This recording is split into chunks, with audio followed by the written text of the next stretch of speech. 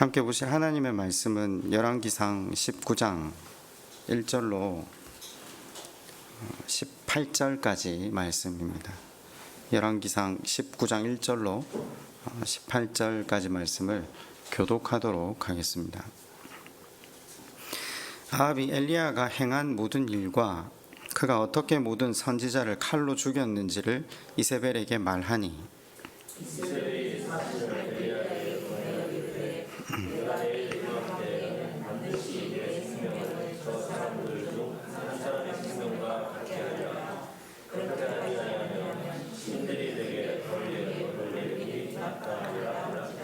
그가 이 형편을 보고 일어나 자기의 생명을 위해 도망하여 유다에 속한 브엘세바에 이르러 자기의 사원을 그곳에 머물게 하고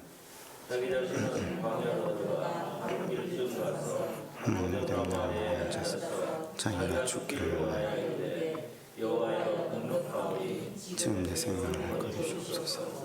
하나님 내 조상들보다 낫지 못하니 로뎀 나무 아래에 누워 자더니 천사가 그를 어루만지며 그에게 이르되 일어나서 먹으라 하는지라.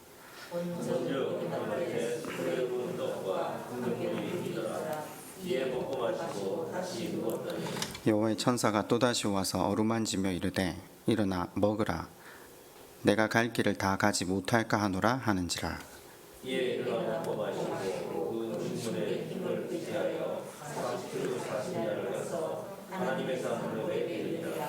엘리야가 그곳 굴에 들어가 거기서 머물더니 여호와의 말씀이 그에게 임하여 이르시되 엘리야야 내가 어찌하여 여기 있느냐.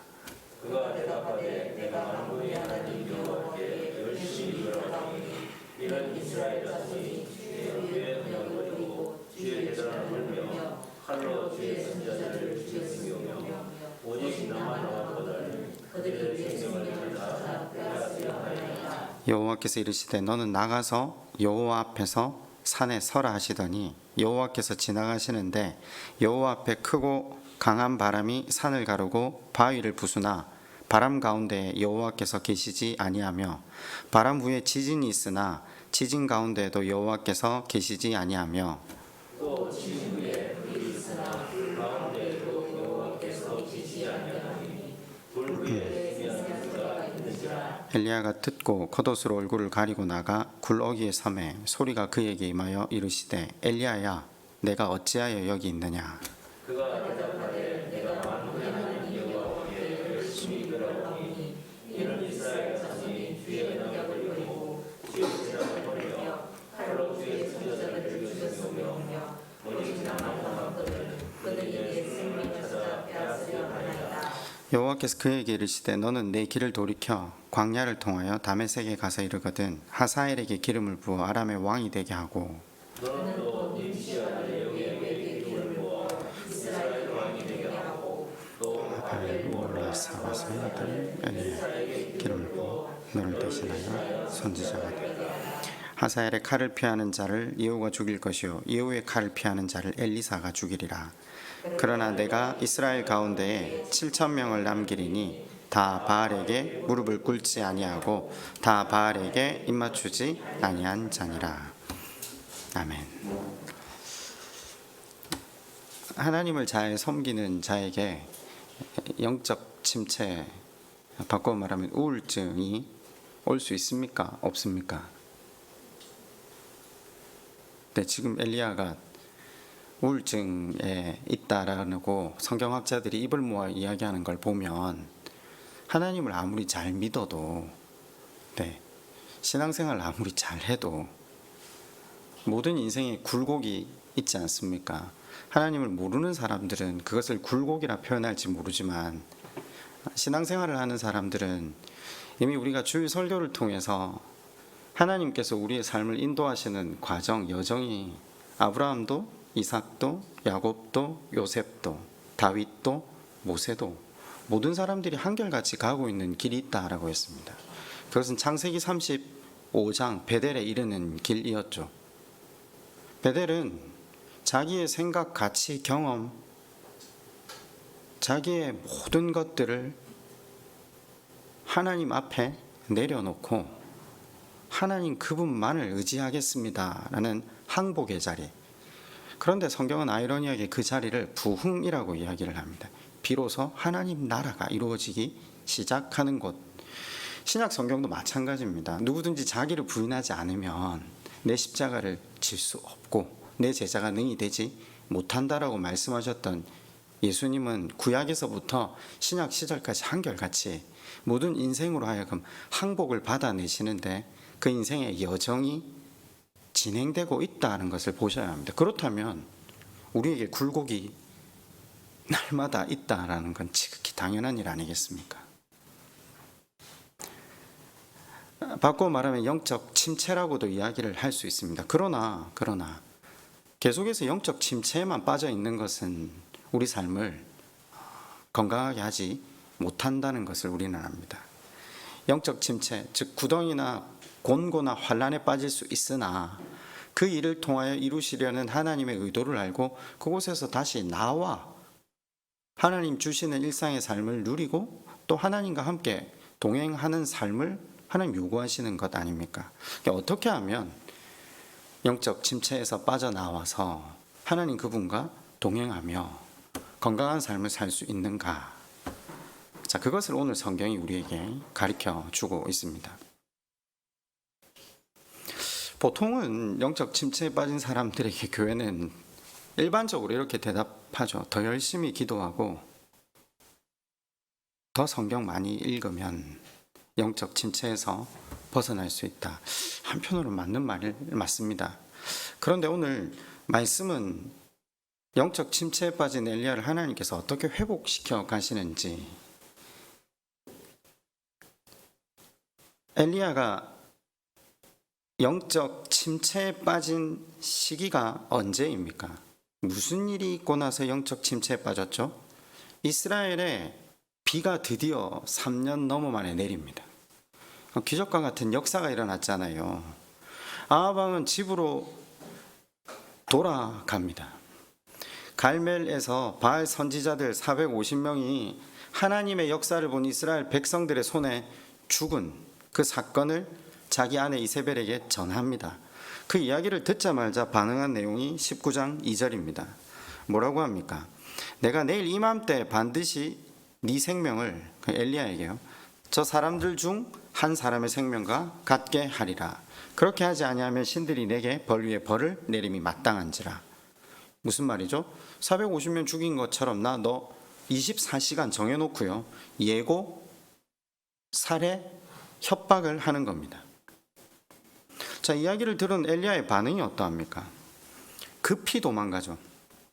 그리고 로뎀 나무 아래 앉아서 4절입니다. 자기가 죽기를 원하여 이르되 여호와여 넉넉하오니 지금 내 생명을 거두시옵소서.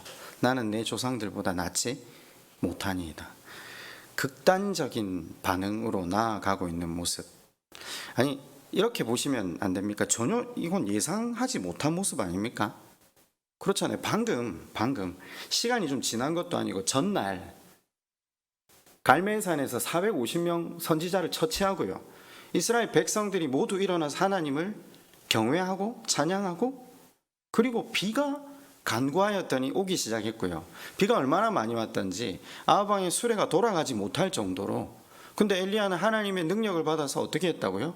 아합 왕의 수레보다 먼저 뛰어서 이스라엘로 돌아갔다라고 이야기하는, 그 하나님 주신 그 온 기적의 역사를 축하하며 축제를 스스로 벌였다라는 표현이거든요. 그런데 왜 다음날 이런 부정적인 반응으로 엘리야가 나아가고 있는 거죠? 성경은 이 짧은 행간에 이런 표현을 우리에게 증거함으로 엘리야가 상황 파악이 전혀 안 된다는 것을 보여줍니다. 자, 그러면서 많은 성경학자들이 한결같이 이 부분을 엘리야의 우울증이라고 입을 모읍니다. 우울증에 빠진 깊은 영적 침체의 늪에 빠진 사람을 하나님은 어떻게 도우십니까? 성경 보고 기도하라고 하지 않습니다. 곧바로요, 그죠? 5절에 어떻게 했죠? 천사가 그를 어루만지며 그에게 이르되 일어나서 먹으라. 마시고 또다시 누웠더니 천사가 또다시 와서 어루만지며 이르되 일어나 먹으라. 더 기도하고 더 성경 보라고 이야기하지 않고요. 왜요? 탈진했기 때문입니다. 지금 엘리야가 영적 침체에 빠진 이유가 뭐라고요? 회복을 어떻게 시키는가를 보면 알 수 있잖아요. 탈진했다는 겁니다. 왜 하루 만에 이 상황까지 떨어졌냐고요? 지금 그 전날 뭐 했다고요? 여러분 기억해 봅시다. 목숨 걸고 아합 왕 앞에 나아가 하나님 말씀을 증거했잖아요. 이 스트레스가 얼마나 컸을까요? 그리고 곧이어 850명을 모아서 그 우상의 선지자들과 함께 홀로 맞섰습니다. 그 하루 종일 그 전쟁을 펼쳤잖아요. 그리고 기도했습니다. 3년이나 지속되었던 가뭄이 해결되었습니다. 하나님의 능력을 얼마나 몸으로 체험했으면 폭풍 속을 왕의 마차보다 더 빨리 달리며 영적 승리 축제까지 벌린 거죠. 모든 일이 하루 만에 벌어진 겁니다. 그러면 우린 쉽게 생각할 수 있습니다. 엘리야가 육체적으로 정신적으로 방전이 됐겠죠. 이건 지극히 상식적인 일이잖아요. 굳이 물어보지 않아도 됩니다. 근데 그때 참 타이밍이 절묘한 게 이세벨이 엘리야를 죽이겠다고 24시간 안에 정확한 시간까지 들어서 살인 예고를 하죠. 탈진한 엘리야, 아주 작은 소리에 예민하게 반응하는 엘리야를 우리는 만납니다. 방금 전에 하나님의 능력을 체험했고 450명이나 되는 바알 선지자들을 처단했는데 그 한 사람이 무서워서 자기 생명을 보존하기 위해 여기 브에세바가 지금 갈멜산에서 얼마나 떨어져 있는지 아십니까? 100km나 떨어져 있습니다. 여러분 아시다시피 사람의 에너지는 무궁하지 않습니다. 육체적으로 정신적으로 에너지가 고갈되면요 방전된 부분을 반드시 채워야 합니다. 채우지 못하면 탈진 상태가 지속됩니다. 탈진이 지속되면 명쾌하게 생각할 수 있는 능력이 사라집니다. 그죠? 작은 비판 하나에도 칼같이 예민하게 반응하게 되거든요. 이세벨의 협박에 얼마나 예민하게 반응한 겁니까? 극도의 공포에 사로잡히잖아요. 내가 죽기를 원합니다. 지금 내 생명을 거두십시오. 나는 내 조상들보다 낫지 못합니다. 하나님 저는 이거 못 이겨냅니다. 네. 그러면서 10절은 이렇게 이야기합니다. 나는 그가 대답하되 내가 만군의 하나님 여호와께 열심히 유별하오니 이는 이스라엘 자손이 주의 언약을 버리고 주의 제단을 헐며 칼로 주의 선지자들을 죽였음이오며 오직 나만 남았거늘 그들이 내 생명을 찾아 빼앗으려 하나이다. 그들이 아니죠. 그죠? 조금만 명확히 생각해 보면 지금 누가 자기 생명을 노리죠? 이세벨 한 명이죠. 근데 여러분 한번 상식적으로 생각을 해봅시다. 이세벨이 엘리야를 실제로 죽이려 했을까요? 안 그래요. 바보 아니면 실제로 죽일 거라면요. 이 사람이 방금 기도해서 불이 떨어지는 걸 봤는데 불만 떨어졌어요. 이 사람이 기도해서 하늘에서 3년 반 동안 내리지 않는 비가 내렸거든요. 그러면 기도하기 전에 조용히 사람을 보내서 죽여야 되잖아요. 진짜 죽이고 싶었으면 지도새도 모르게 자기 보냈을 거예요. 괜히 사람을 보내가지고 내가 내일 해 떨어지기 전까지 너를 죽일 거야. 무슨 말입니까? 가라는 겁니다. 지금 이 말의 뉘앙스가 이해가 되시죠? 도망가라는 겁니다. 왜냐하면 이 사람이 경내에 있으면요 지금 민심이 모두 그 사람에게로 향해 버린 거잖아요. 여러분 이세벨이 악한 여자였지만 상황 판단이 굉장히 빨라요. 나중에도 보면요 방금 엘리야를 통해 하나님의 영광이 충만하게 임했고 그로 인해서 자기 휘하에 속했던 바알 선지자들 450명이 백성들의 손에 의해 쳐 죽였잖아요. 백성들의 모든 마음이 엘리야를 두려워하고 존경하기 시작했는데 이걸 이세벨이 모릅니까? 엘리야를 죽였다가는 백성들 폭동 일으켜서 궁궐로 쳐들어올 거 뻔하거든요. 아무리 바보라도 그런 짓 안 합니다. 그런데 왜 이세벨이 엘리야에게 사자를 보내서 죽이겠다는 위협을 한 거죠? 이 사람이 겁먹고 도망가기만 하면 어이없이 겁을 먹고 도망가는 모습을 백성들이 보기만 하면 그렇잖아요. 방금 하나님 능력을 전했는데 그 하나님 그분의 능력을 입은 사람이 저렇게 어이없이 도망을 가네? 그 마음을 자기에게로 가져올지도 모른다는 거기까지 계획했는지는 몰라도 그런데 아이러니하게 우려했던 상황이 펼쳐지네요. 엘리야가 도망갑니다. 그런데 여러분 가만히 한번 생각해 보세요. 저는 신앙생활을 하면서 이게 엘리야만 겪는 침체의 늪일까요? 여러 책들을 이렇게 보면요, 신앙서적 중에 한결같이 입을 모으는 대목이 있는데 성공 뒤에 오는 침체라는 표현을 참 많이 쓰거든요.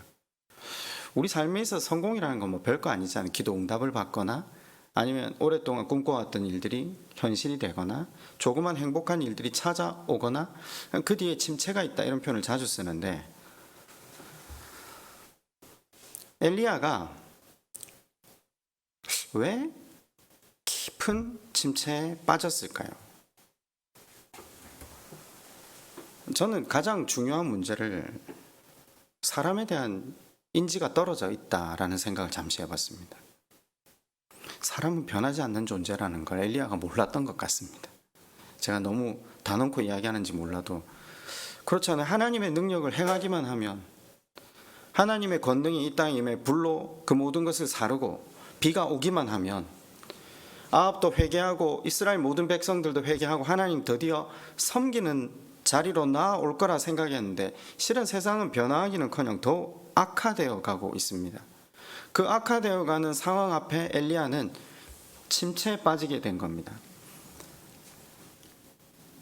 닥친 상황을 확대해서 가기 시작합니다. 침체에 빠진 사람들의 특징이 그렇잖아요. 영적으로 침체되면요, 부정적으로 모든 일을 받아들이게 되거든요. 그러니까 4절에 보면 엘리야가 남과 비교하는 자리까지 나아갑니다. 나는 내 조상들보다 낫지 못하니이다. 너무 영적으로 침체됩니까? 엘리야는 자기 위대한 믿음의 조상들과 자기를 비교하면서 자기는 너무 못난 자라고 책망합니다. 해보신 분들이 계십니까 혹시? 신앙생활 하면서 남과 나를 비교하는 건요, 이것보다 스스로를 더 비참하게 만드는 일은 사실 없습니다. 이게 정말 지혜롭지 못한 일이고 하나님 싫어하시는 일이기도 하거든요. 왜냐하면 하나님은 우리 하나하나를 절대적으로 만드셨거든요. 근데 엘리야의 상태가 왜 여기 이르게 됩니까? 바르게 생각할 능력도 없고 작은 소리 하나에도 예민하게 반응하고 다른 사람과 자신을 비교하며 깊은 절망으로 내려간 이유가 뭐죠? 아까 말씀을 드렸습니다. 많은 일을 감당한 후입니다. 네. 쉬지 못함으로. 그 성경이 일단 쉬게 해주잖아요. 하나님이 취하신 방법은 천사가 그를 어루만지며 5절, 7절 여호와의 천사가 또다시 와서 어루만지며, 여러분 이 두 가지 구절이 굉장히 의미심장하지 않습니까? 그냥 잠재우고 그냥 잘 먹게 하고 그냥 쉬게 하는 게 아닙니다. 그죠? 누구 안에서 쉰다? 하나님 안에서 쉬고 있는 엘리야를 보라는 겁니다. 하나님 안에서를 좀 빼놓고 쉰다라는 것에 먼저 한번 좀 우리가 한번 시선을 두면요, 사실 그런 것 같아요. 우리는 하나님이 어떤 것을 원하신다 하고 생각하면요, 사역이 대부분 그렇지 않습니까? 육체의 한계를 넘어서는 일들을 많이 하거든요. 물론 희생적으로 사역을 하는 게 존경할 만한 일이긴 하지만 어떤 경우에는 자기도 모르게 자신의 육체 정신을 다 탈진시키고 결국 영적 침체의 현상이 그 사람 안에 깊이 배어드는 걸 보거든요. 그때 하나님께서는 제대로 먹고 제대로 쉬게 하는 것, 그래서 정신과 육체가 건강하게 회복해서 작동이 되게끔 먼저 일하십니다. 사람이 기분 좋게 잘 먹고 운동하고 잘 쉬는 게 얼마나 중요한지 모릅니다. 그죠? 이게 한 번씩 목사님들하고 이렇게 만날 일이 있는데 그런 경우를 자주 한 번씩 쉬는 자리, 같이 놀고 산에 올라가고 뭐 이렇게 그 운동회를 하고 뭐 하는 자리에도 넥타이를 메고 오시는 분들이 계세요. 양복 입고. 그래서 제가 왜? 늘 경건하게 보여야 되나? 영적 침체를 너무 신앙적으로만 해석하고 살아가는 것 같아요. 결국은 그분들하고 보면 그런 거 하지 말고 좀 더 성경 보고 좀 더 기도해야 된다.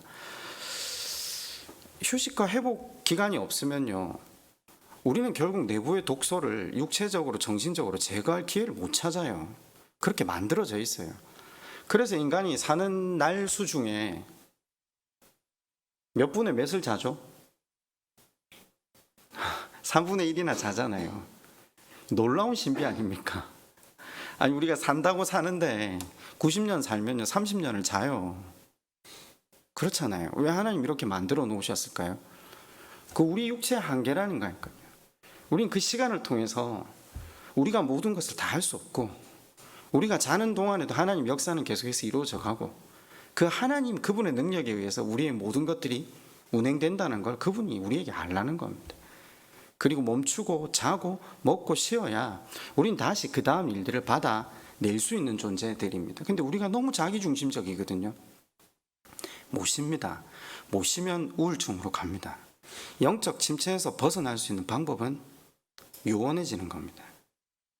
지금 엘리야가 얼마나 그 시선이 한쪽으로 치우쳐져 있습니까? 뭐라고 대답했죠? 내가 만군의 하나님 여호와를 위해 열심히 특심합니다. 이 이스라엘 자손은 주의 언약을 버리고 주의 단을 헐고 칼로 주의 선지자들을 죽였고 저만 남았습니다. 여러분, 이게 어떤 의미입니까? 이런 말이죠. 하나님, 저 선지자로 3년 동안 열심히 노력했는데 눈에 보이는 결과가 없습니다. 사람들은 여전히 하나님께 등 돌리고 있습니다.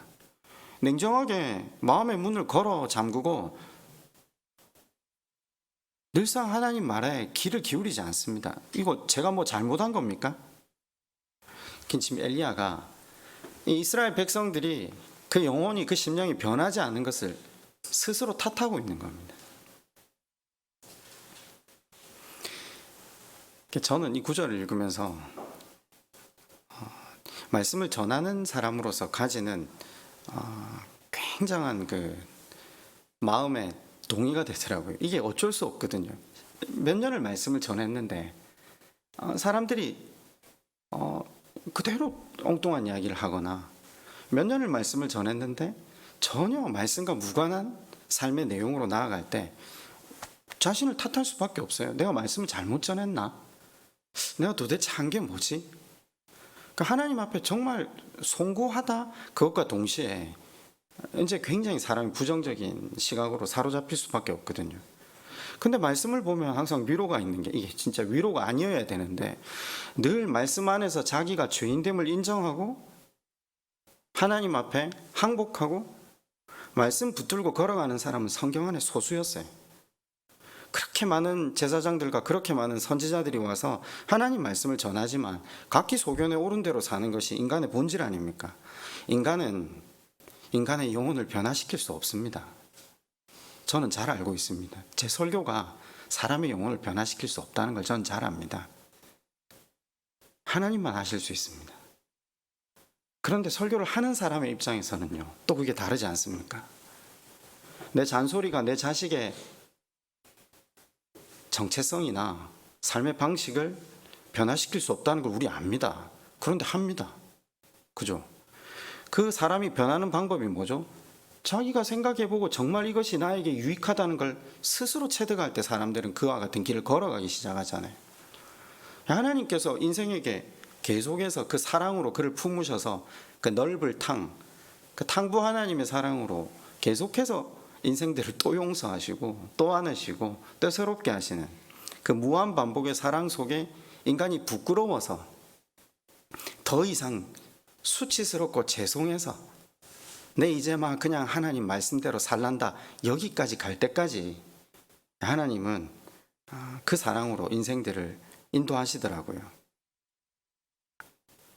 그런데 하나님께로부터 시선을 딱 떼는 순간 사람을 바라보기 시작하면요, 지금 엘리야가 빠진 이 침체의 늪에 빠지고 맙니다. 우리는 하나님이 아닙니다. 하나님께 시선을 맞추지 않으면 부정적이 되고요, 비교하게 되고요, 절망으로 가득해서 생각이 정상적이지 못하게 됩니다. 자, 그런 엘리야로 하나님은 휴식하게 합니다. 휴식하게 합니다. 그러면 우리가 이렇게 생각할 수 있잖아요. 우울증에서 빠져나오는 방법은 잘 먹고 잘 쉬고 잘 자면 된다. 아닙니다. 아닙니다. 하나가 앞에 제일 전제가 달립니다. 뭐라고요? 하나님 안에서. 쉬되 하나님 안에서 쉬어야 됩니다. 그렇잖아요. 아무리 쉬어도 하나님 안에서 하나님과 관계가 회복되지 않은 상태에서 아무리 여행을 하고 아무리 먹고 마시고 쉬어도 다시 원위치로 돌아오면 아무것도 변하는 건 없습니다. 하나님 그분에게 내 인생을 맡기고 그분과 관계가 회복될 때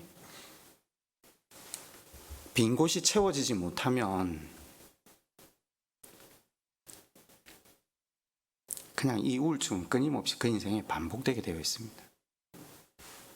여러분, 엘리야가 이 침체의 늪을 어떻게 빠져나오고 있죠? 하나님께 시선을 다시 맞추고 먹고 마십니다. 그죠? 그분께서 다가오셔서 어루만지며 당신에게 시선을 고정할 수밖에 없도록 은혜를 베푸시고 그 안에서 먹고 마시고 그리고 회복의 길로 나아가게 되는데, 성경은 여기에서 침체의 늪에서 헤어나오는 길을 그분에게 시선을 맞추고 그분 안에서 먹고 마시고 쉬는 것을 제시했다면 회복으로 가는 길을 그 다음 절에서 제시하고 있습니다. 자, 침체의 늪에서 자기 자신을 바로 보기 시작하잖아요. 그때 정신을 차리는 엘리야에게 하나님이 하신 말씀이 굉장히 의미심장한, 자, 이게 회복으로 가는 길의 지름길입니다.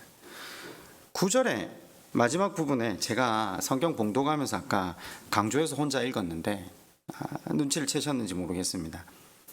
9절 하반절에 이 구절이 있어요. 내가 어찌하여 여기 있느냐. 지금 여기 이 말이 나와야 될 곳이 아니잖아요. 이 문맥의 뉘앙스가 이해가 되세요? 그럼 당연히 지금 우리도 그냥 읽고 지나간 이 내용을 엘리야도 지금 전혀 알아듣지 못한 채 10절에 뭐라고 하죠? 자기 답답한 심정만 쏟아내는 거죠. 자기가 침체의 늪에 빠지게 된 이유를 설명하는 거죠. 아니 그렇잖아요. 갈멜산의 전쟁은 누가 참 신이냐는 것을 밝히는 전쟁이었는데 전쟁의 결과가 났는데도 불구하고 450명 그 자리에 죽고 3년 반 동안 오지 않던 비가 내렸는데 백성들 움찔만 하고 아합과 이세벨 건세 그대로입니다. 아니 여호와께서 역사하셔서 당신이 하나님이신 것과 헛된 우상은 아무것도 아닌 것이라는 것, 그리고 이 가뭄을 해소하고 능력을 보여주셨는데 정치적으로 사회적으로 현실은 변화된 게 단 하나도 없습니다. 지금 엘리야가 하는 말이 이 말이잖아요. 사실 이 말은요, 여러분 엘리야만 던지고 있는 건 아니죠. 그렇지 않나요? 우리가 던지는 질문 아닌가요? 저는 개인적으로 저 자신한테 그런 질문을 참 많이 했거든요. 아니 말씀 듣고 깨닫고 그래서 절망하고 하나님 도와달라고 회개하고 다시 하나님 바라보고 나아갔는데 내 현실이 달라지던가 내가 나아지던가. 한번 물어봅시다. 주변 사람들 나아집니까? 저는 나아진 사람을 본 적이 없어요. 잘 항복한 사람은 봤어요. 그게 하나님 바라시는 거니까요. 항복하면 그 다음부터 하나님 핸들링 하시거든요. 그럼 나아지겠죠. 근데 항복한 사람들을 만나기가 쉽지 않아요. 오히려 절망과 회의로 우울감에 사로잡혀 사는 사람들이 훨씬 많아요. 목사도 그렇고 성도들도 그렇고. 이유가 뭘까요? 이 질문에 사로잡혀 있다는 거죠. 근데 이 질문을 엘리야만 하고 있는 게 아니라 저만 하고 있는 게 아니라 성경에 나오는 모든 사람들이 같이 하고 있어요. 그렇잖아요. 열왕기서를 지금 우리가 읽고 있잖아요. 열왕기서는 최초의 독자들이 누군지 혹시 아십니까? 열왕기서를 제일 먼저 받아들었던 사람들이 누구죠? 바벨론 포로기에 돌아온 사람들 아니에요. 그렇죠? 아니 이 사람들은 포로가 되어서 끌려갔고 그래서 나라가 멸망해서 형제 자매가 온 세계로 뿔뿔이 흩어져서 누가 살았는지 죽었는지도 모르는 선민이라고 선택받았다고 생각했는데 뿔뿔이 흩어진, 돌아와서 좋아했을 것 같습니까? 그 사람들이 깊은 절망에 빠져 있으니까 이 책을 준 거예요. 그 사람들이 하나님 앞에 묻는 질문이 이거죠. 하나님, 우리가 선택받고 하나님 은혜를 누리며 산다고 했는데 우리가 어떻게 바벨론의 포로로 살 수 있습니까? 지금 이 말이에요. 똑같잖아요. 갈멜산 전투에서 하나님의 영광을 드러내셨는데 우리 현실은 변하지 않네요. 하나님은 당신이 선택한 나라에 이렇게 처참한 몰골을 방관하고 계셨네요. 여러분, 이 엘리야의 질문이 뒤에 쭉 이렇게 불만을 토로하지만 이 질문을 하나의 문장으로 압축하면 어떤 문장인지 아십니까? 하나님 당신은 뭐 하시는 분입니까? 지금 이 말입니다. 하나님 당신은 누굽니까? 여러분, 이걸 제가 주일날 설교하면서 그렇게 질문했는데 욥도 똑같은 질문입니다. 저는 엘리야만큼 열심과 정직과 윤리로 하나님 앞에 최선을 다해 살았는데 나는 왜 이런 참담한 상황을 마주하게 하십니까? 욥이 질문한 거하고 똑같아요. 이게 기독교 신앙을 가진 사람들이 동일하게 질문하는 부분이 욥과 같은 질문 아니에요. 우리는 당연히 하나님이 말씀 순종하면 그에 응당하는 보상, 은혜, 잘됨 이런 거 주실 거라고 생각하면서 나아갔거든요. 그잖아요. 우리가 제대로 헌신하고 섬기기만 하면 우린 정말 한숨 쉴 일도 없고 걱정할 것 없도록 인도하시는 하나님, 그분을 기대하면서 나아갔거든요. 그러니까 우리 주변에서 늘 그러잖아요. 내 기도했더니 이런 응답 받았다. 내 하나님 앞에 매달렸더니 우리 자식 대학 갔다. 우리 자식 좋은 배우자 얻었다. 그렇게 기도하면서 사람들이 그래서 너도 이렇게 새벽 기도 나오거나 너도 그렇게 금식하고 열심 충성 봉사해봐. 전 계속 그게 퀘스천 마크를 달았거든요. 나는 안 해서도 하나님 주시던데 그걸 해서 받았나? 해서 주셨으면 못 받을 거 투성이거든요. 아니, 살아보시면 아시지 않습니까? 신앙은 공식화될 수가 없어요. 사실은 엄밀하게 하나님을 알면 알수록, 우리 자신을 알면 알수록 우리가 그 조금 기도했다고 뭐가 더 잘 되고요, 우리가 조금 죄 지었다고 뭐가 더 벌 받아지고 그런 차원의 문제가 아니라는 거죠. 근데 우리는 거기에 매여 있다니까요. 그러니까 성경이 해석이 안 되는 거예요. 실은 욥기가 왜 해석이 안 되는지 아십니까? 그 기본적인 틀을 넘어서지 못하기 때문에. 우리가 하나님 그분의 말씀에 순종하고 헌신하기만 하면 하나님 더 좋은 거 주실 거야. 주셔야 돼. 아니요. 왜 하나님을 우리 가치 규범에 가둡니까? 거기 넘어가야 신앙의 다음 단계로 넘어갈 수 있거든요. 거기를 넘어가기 위해서 무슨 질문을 해야 되죠? 엘리야가 하는 질문을 해야 됩니다. 하나님 당신 누굽니까? 그렇죠. 여러분, 이 질문을 또 누가 했죠? 모세가 한 거예요. 우리 지난주 수요일날 출애굽기 3장 봤잖아요. 하나님이 떨기나무에 찾아오셔서 이스라엘 백성들을 내가 너로 인해서 끌어내길 바란다. 그랬더니 모세가 뭐라고 하지? 못한다 버팅기다가 하나님이 계속해서 강권하니까 모세가 출애굽기 3장 1절 이하에 물어요. 모세가 하나님께 아뢰되 내가 이스라엘 자손에게 가서 이르기를 너희 조상의 하나님이 나를 너희에게 보내셨다 하면 그들이 내게 묻기를 그의 이름이 무엇이냐 하리니 내가 무엇이라고 그들에게 말하리까? 기억나시죠? 여러분, 이 질문을 너무 예쁘게 해석하시는데 이게 무슨 말입니까?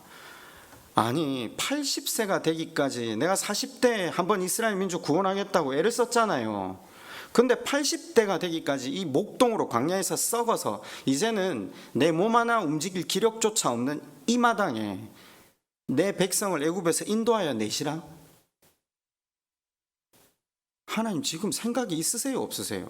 그동안 뭐 하시다가 이제 와서 뒷북을 칩니까? 지금 이 질문이에요. 하나님 당신은 도대체 뭐 하시는 분입니까? 지금 그 질문이에요. 쉽게 말하면 우리는 여기서 지금 하나님 이름이 어떤 분이십니까? 이걸로 이렇게 받아들이는데 천만에요. 여러분 같으면 지금 그 상황에서 하나님 당신의 이름이 뭡니까? 이걸 질문하겠습니까? 40년 동안 광야에서 영적 침체를 보냈는데요. 너무 우리가 성경을 문자적으로 보는 것 같아요. 근데 하나님이 거기서 뭐라고 대답하시죠? 나는 스스로 있는 자다. 그럼 이걸 또 어떻게 해석하죠? 여기에서 지금 하나님 이름 가르쳐 준 게 아니라니까요. 이게 히브리 원어를 이렇게 해석하면 나는 나다 이렇게 이야기하는 겁니다. 뭐 영어로 해석하면 뭐 I am that I am 이렇게 표현하지만 나는 나로서 존재한다. 이해가 안 되시죠? 나는 늘 하나님이었다 이 말입니다. 나는 하나님이기를 중단한 적이 없다. 나는 내 절대적인 능력과 권력과 능력으로 너희 삶을 섬기고 희생하고 다스려서 너희로 하여금 그 하나님 나라를 이루게끔 열심을 다해서 그때도 일했고 지금도 일하고 여전히 일할 하나님이다 이 말을 하시는 겁니다. 너희의 어떠함과 상관없이 너희에게 하나님 나라를 이루고 말 테다. 모세의 질문은 이거잖아요. 그때 뭐 하셨습니까? 지금 이거거든요. 근데 하나님이 지금 뭐라고 대답하시는 거죠? 나는 그때도 하나님이었다. 모든 만물은 내 계획 아래 있고 나는 만물을 통치하고 운행하고 있다. 모세가 못 알아들어요. 그래 다시 질문하거든요. 출애굽 3장에 보시면 그럼 왜 이런 일이 생겼습니까? 그 하나님 뭐라고 하시죠? 제가 주일날 이걸 설교했어요. 나는 네 조상의 하나님이다. 나는 아브라함의 하나님이고 이삭의 하나님이고 야곱의 하나님이다. 이게 무슨 말이죠? 나는 너가 기도하면 어떤 한 문제만 해결해주고 너희에게 좋은 것 안겨다 주는 그런 해결사 기능이 아니라 너희 전 생애 전체를 통치하고 너희로 하여금 하나님 나라를 이루게 한, 그래서 너희 인생을 때로는 공고와 환난, 때로는 훈련으로 그 속에서 변함없이 나를 의지하고 나를 체험하고 나를 만나게 하는, 그래서 나의 섬김과 희생으로 너희가 하나님의 사랑 안에서 하나님 나라를 이루게 할, 그걸 제가 한 단어로 표현했잖아요. 하나님의 우리의 항복을 받아내시고 선을 이루신다. 우리가 왜 고통 가운데 지나는 것으로 우리의 인생이 이루어져 있습니까? 항복을 받아내시기 위해서, 그죠? 이게 참 서글프지만 우리의 현실 아닙니까? 근데 항복하신 분들은 이렇게 대답합니다. 하나님이 정확하게 나를 아신다고. 나는 그 상황이 아니면 절대 하나님 그분 앞에 항복할 인생이 아니라고. 항복하면 그때 그 대답을 하기 시작하십니다. 제가 만나본 항복한 사람들은요, 한결같이 그렇게 대답합니다. 하나님이 나를 너무 잘 아신다고. 그래서 내게 가장 필요한 상황과 사람들을 허락하셔서 나를 하나님 그분만 의지하게 만드시는 분이 하나님이시라고. 호세아서 6장 1절에 유명한 구절이죠. 호세아가 똑같은 질문을 하거든요. 하나님 왜 이렇게 우리 인생을 인도하시죠? 그때 이스라엘에게 하나님 하신 말씀이 동일한 대답이 나옵니다. 오라 우리가 여호와께로 돌아가자. 여호와께서 우리를 찢으셨으나 도로 낫게 하실 것이요 우리를 치셨으나 싸매어 주실 것이니라. 여호와께서 이틀 후에 우리를 살리시며 셋째 날에 우리를 일으키시리니 우리가 그의 앞에서 살리라. 그러므로 우리가 여호와를 알자. 힘써 여호와를 알자. 죄 가운데 있던 이스라엘 백성 중에 대표 주자인 호세아가 하나님 우리를 왜 이렇게 대하십니까? 라고 물었을 때 하나님께서 하실 대답을 이렇게 기대했던 것 같아요. 너 이거 잘못했지? 이거 고쳐. 너 이거 고치지 않으면 너에게 구원 없어. 이렇게 말씀하신 것 같거든요. 근데 지금 이 질문이, 그 질문에 대해서 호세아서 6장 1절은 뭐라고 대답합니까? 나를 떠나지 마라. 나를 바라봐라. 내 가운데 있어라. 지금 하나님 원하시는 건요, 하나님 믿고 순종한다는 건요, 단순히 섬김, 헌신, 구제, 기도, 성경 읽기 이런 것으로만 이루어진 게 아니라 신앙의 핵심은 하나님이 우리와 인격적인 관계를 원하신다는 겁니다. 하나님이 원하시는 우리라는 겁니다. 우리에게 당신을 원하라고 하는 겁니다. 만나자는 겁니다. 기독교 신앙이 두 가지 단어로 항상 표현되잖아요. 사랑과 믿음. 이건 여러분 다른 사람한테 적용되는 게 아니에요. 하나님과 나 사이에서 적용되는 거예요. 인격과 인격이 만나서 자꾸 신앙을 생각할 때 법칙이나 개념을 찾아서 가시는데 아니요. 만나자는 거예요. 그래서 9절이 어떻게 대답했죠? 19장 9절에 아까 제일 마지막 부분에 내가 어찌하여 여기 있느냐. 그죠? 그러면 이해가 좀 오십니까? 한 번 더 하세요. 13절에 한번 가보실래요? 엘리야가 듣고 겉옷으로 얼굴을 가리고 나가 구러기에 서서 소리가 그에게 임하여 이르시되 엘리야야 내가 어찌하여 여기 있느냐. 지금 왔잖아요. 굴에 하나님 오라 해서, 그죠? 근데 거기에서도 똑같은 질문을 하죠. 이게 지금 장소의 문제가 아니라는 게 보셔야 돼요. 무슨 질문이죠? 너 왜 있어야 할 자리에 있지 않니? 정확하게 말합시다. 너 왜 나를 바라보지 않니? 지금 그 이야기잖아요. 난 너를 알기 원해. 나는 너를 원해. 너는 말씀 순종하면 복 받고 불순종하면 벌 받는 그 정도로 나와의 관계를 생각할지 몰라도 나는 그게 더 이상은 참을 수가 없어. 네가 지금 뭘 잘못해서 이런 일이 일어난 게 아니라는 겁니다. 대화하자는 겁니다. 진솔하게 만나자는 겁니다. 근데 사람이 여기에서 얼마나 충격이 심하냐면요, 하나님이 우리를 향한 진심이 이렇게 놀라우신가? 말만 자녀 삼아 주시는 게 아니라 자녀로서 관계를 원하시는 아버지로서 우리에게 나아오셔서 대화를 원하시는데 우리는 어떻게 하는 줄 아십니까? 굉장히 낯설고 당황해요. 하나님은 그냥 내가 기도하면 기도하는 대로 뭔가 주셔야 되는 분, 그죠? 내가 진솔하게 하나님 앞에 하나님 경배하면 하나님 좋은 거 주시고 눈에 벗어나지 않고 벌받지 않고 좀 평안하게 살고, 그 정도로 기독교 신앙 이해하고 살아가거든요. 그래서 성경이 끊임없이 돌아오라 하잖아요. 내가 용서하겠다, 내 탕부 하나님이다. 잘못을 좀 더 적게 하고 말고 이런 차원의 문제가 아니에요. 근데 얼마나 우리가 하나님을 잘못 알고 있냐면요, 그래 하루 성경 또 몇 장 보고 몇 시간 기도하고, 그 부차적인 문제라니까요. 하나님께 초점을 맞추자는 거죠. 하나님을 원해야 된다는 거죠. 여러분, 언제 하나님을 원하시는지 압니까? 인생이 언제 하나님을 원하게 되는지 압니까? 자기에게 소망이 없을 때 하나님 원하기 시작합니다. 인생이 참 완악합니다. 조금이라도 다른 데 소망이 남아있는 사람들은 하나님 원하지 않습니다. 그게 기도가 되지 않는 우리의 본질 아닙니까? 마지막으로 하나님이 영적 침체를 회복시키는 방법, 하나님을 체험할 수 있도록 와서 만나 주시고 계십니다. 엘리야를 산에 세우시잖아요. 근데 여러분, 이 구절이 욥 때도 똑같고 모세 때도 똑같습니다. 그럼 여기 뭔가 힌트가 있다는 거잖아요. 이 영적 침체에서 빠져나와서 회복의 길을 걸어갈 수 있는 방법, 하나님 지나가시는데 산을 가르고 바위를 부수는 강한 바람 먼저 일었는데 그 안에 있었다? 계시지 않죠. 그 다음 지진이 있었는데 하나님이 그 가운데 계셨다? 계시지 않죠. 그 다음 뭐가 오죠? 불이 있었는데 하나님은 불 가운데도 안 계셨다. 그죠? 세 번 다 안 계세요 지금. 그게 구약에서는 항상 하나님 등장하고 임재하는 걸로 나타냈는데 하나님이 지금 안 계세요. 뭘로 나오신다? 세미한 소리가 나는데 그제서야 엘리야가 비로소 하나님의 임재를 느끼고 있는 겁니다. 사실은 엘리야는 구약에 정통한 사람이잖아요. 당연히 세 가지 현상을 통해서 하나님이 나타나실 것을 기대했거든요. 근데 하나님이 자신을 나타내는 방식은 엘리야의 기대와 달랐던 거죠. 계시지 아니하다, 이 말이 거듭 반복되고 있습니다. 하나님은 사람이 생각하는 방법, 바람, 지진, 불 같은 특이하고 요란한 방식으로 나타나지 않으시고요. 오히려 세미한 소리, 그러니까 아주 주의를 기울여서 귀 기울이지 않으면 들을 수 없는, 사람들이 기대하는 종교적인 엄청난 현상이 아니라 세미한 소리, 말씀, 묵상, 기도, 대화를 통해 하나님이 우리 가운데 오신다라는 걸,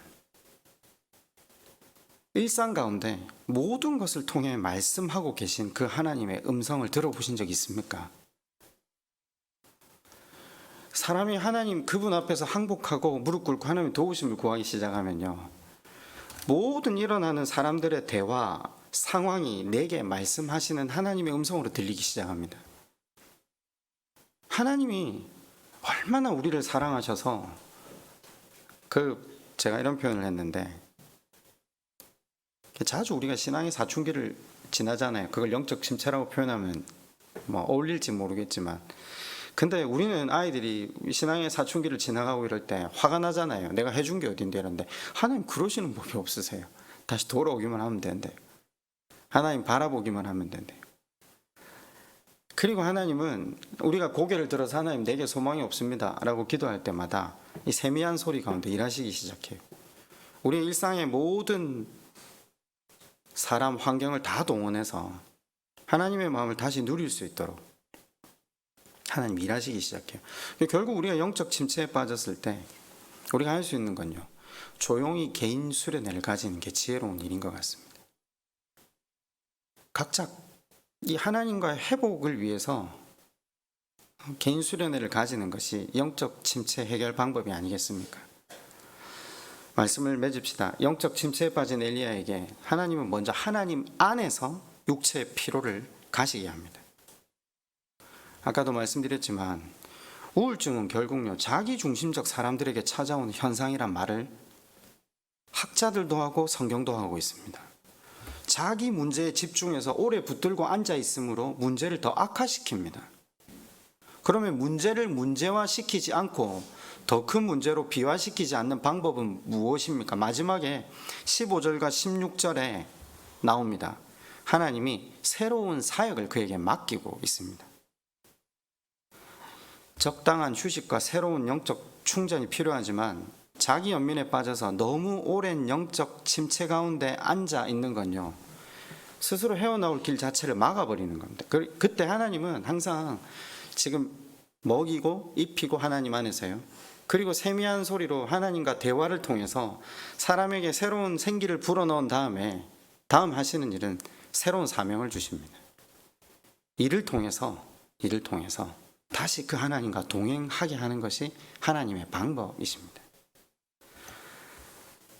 모쪼록 어느 시점에는 훌훌 털고요, 아무 일도 없었던 것처럼 소매 걷어붙이고 하나님의 일에 나아갈 때 우리도 엘리야처럼 다시 건강한 성도의 삶으로 나아가게 될 겁니다. 왜냐하면 하나님께서 그렇게 인도하시겠다니까요. 오늘 이 밤 한번 하나님 앞에 함께 기도할까요? 엘리야가 이 침체의 늪에서 하나님 은혜를 누릴 수 있었던 굉장히 큰 비결이 하나가 있는데 진솔한 기도였다는 거예요. 있는 그대로 말했잖아요. 하나님 일을 했는데도 안 됩니다. 그걸 하나님 앞에 토해냈다는 겁니다. 우리 한번 이 시간 기도할까요? 먼저는 한번 우리가 빠져있는, 우리가 머물러 있는, 우리가 오랫동안 헤어나오지 못하는 이 침체의 높이서 있는 그대로 질문들을 하나님 앞에 좀 던지는 시간들을 한번 맞이했으면 좋겠습니다. 꼭 크게 기도 안 하셔도 됩니다. 하나님 앞에 한번 진솔하게 있는 그대로 이 시간 한번 질문하며 나아갔으면 좋겠습니다.